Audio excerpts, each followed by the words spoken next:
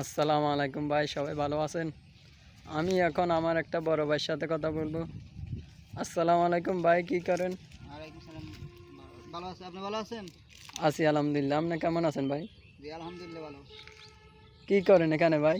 আজকে আমি আসছি আমাদের আখ গাছটা, এটা অনেক কাঁচরাগুলো আছে, ওগুলা পাতা টাতা এখন ছিলাইতেছি। আর আসছি মনে করেন আমাদের আজকে এই জমি এগুলা দান করব এগুলাই। তারপরে কলা গাছগুলো দেখতে আসছি আমাদের। কলা গাছগুলোতে একটা মানে কলা হয় নাই, তেমনটা হয় নাই, এক দুই ছোড়া আছে, তাও এরকম সুবিধা হয় না আর কি। তো আমার আরও জমি আসে, আপনাদেরকে দেখাবো আসেন। হুম, চলেন আমি এখন আমার বড় ভাইয়ের সাথে চলে যাচ্ছি কলা গাছ চাইবেলাই।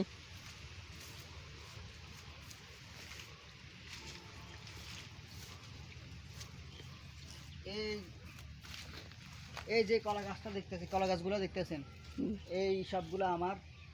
কিন্তু অনেক গাছ মারা গেছে, গাছগুলো অনেক গাছ শুয়ে গেছে, তারপর ধান কলা ধরে নেই এটার মধ্যে।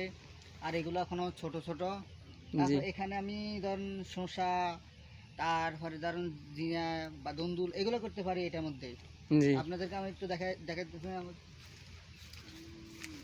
এই দেখেন, এটাও আমার জমিন, কিন্তু আমি এখনো এটার মধ্যে এখনো কিছু করি নাই।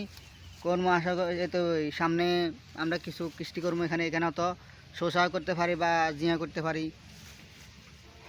আর কলা গাছ এগুলো এখনো ধরেন কলা তেমনটা হয়নি, হবে আস্তে ধীরে, এখনো সবগুলো ছোট ছোট, এখনো বড় হয় না। তো বড় হলে আশা করি সব কলা গাছে আমাদেরকে আমরা এই কলাগুলা ইয়ে, যদি কলাগুলা ধরে তাহলে আমরা কি এই সবগুলো থেকে কলা সংগ্রহ করে আমরা বাজারে নিব।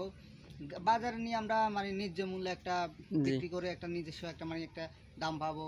হুম কিন্তু এখনো মানে আমরা সেরকমভাবে আমরা এখন কোনো এই কলা চাষ করে আমরা এখনো কোনো কিছু করতে পারতেছি না। আমাদের কলা গাছগুলো এখন সবগুলা পড়ে গেছে। তারপরে মনে করেন এখন ছোটো ছোটো গাছ, তাই জন্য এখন আর আমরা এখন ইয়ে করতেছি। আমাদের এই জঙ্গলগুলো আছে, এগুলো তেমন এত, কারণ এখন তো সন্ধ্যার সময় হয়ে গেছে, আমরা এখন বাড়ি চলে যাবো।